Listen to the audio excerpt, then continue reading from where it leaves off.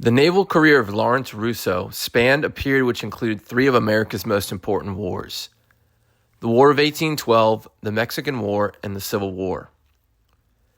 He was responsible for the early promotion of lighthouses along the Gulf of Mexico and for the establishment of important naval yards in the South. He combined diplomatic skill with naval tactical support in difficult times along the eastern coast of South America. In the twilight of his career, he commanded the Confederate naval station at New Orleans and helped supply the first vessels for the young Southern Navy. Rousseau was born in New Orleans when it was a Spanish colonial possession. One of 12 children of Pierre George Rousseau and Marie Catherine Millet. Pierre Rousseau served in the Continental Navy and commanded the brig sloop Galvestown. After the 1803 Louisiana Purchase, Lawrence Rousseau became an American citizen. With the assistance of David Porter, the Commandant of New Orleans, Rousseau was appointed a midshipman on January 16, 1809, the start of a naval career of 56 years. He was appointed acting master of the brig USS Viper on January 27, 1811, and acting lieutenant on November 12th. During the War of 1812, the Viper was captured in the Gulf of Mexico by HMS Narcissus on January 17, 1813. Rousseau and most of the other officers were sent to New Providence, Bahamas, but he was later exchanged and sailed for New York on June 13th. On July 24th, he was promoted to lieutenant. He served aboard the sloop USS Erie, which was blockaded in Baltimore. On April 11th, 1814, however, he was reassigned to the brig USS Jefferson on Lake Ontario. On March 22, 1815, he returned to Erie, where he served for 28 months. While sailing to Baltimore, he survived a shipwreck on the Surprise on April 3, 1815. Rousseau returned to sea duty in 1823, serving in various commands, including Thompson's Island Naval Station near Key West, where he conducted anti-piracy operations.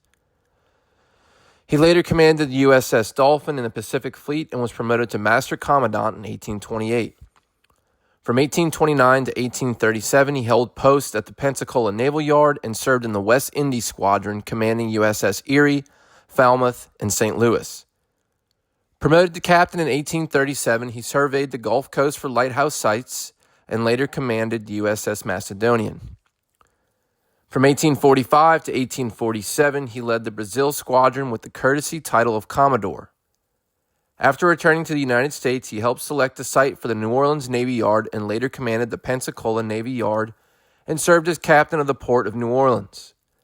Following Southern secession, he resigned from the U.S. Navy in early 1861 and joined the Confederate States Navy. He enlisted in the Confederate States Navy on March 26 and was commissioned a captain in the Confederate States Navy effective March 26, 1861, making him the highest-ranking officer in that service until 1862.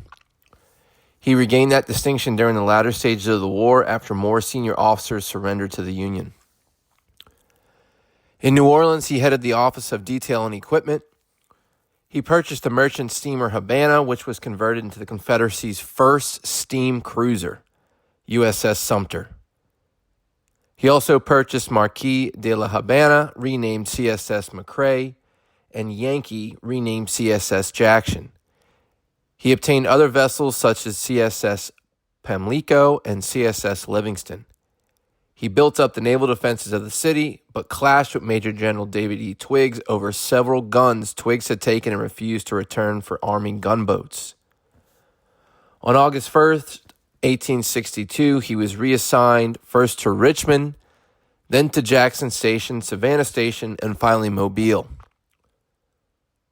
In early May of 1865, he surrendered with other Confederate officers and men at Nannahubba Bluff, Alabama, and gave his parole not to take up arms against the United States. He was subsequently given a presidential pardon by Andrew Johnson. Commodore Rousseau held the distinction of being the longest-serving officer of the old antebellum U.S. Navy to transfer his allegiance to the Confederacy. His 56 years as a naval officer included many years at sea and numerous years of shore duty. often in command billets or key positions of responsibility. He died in New Orleans on September 4th, 1866, survived only by his wife as they had no children. He is interred in the Delano tomb of St. Louis Cemetery No. 1 in New Orleans.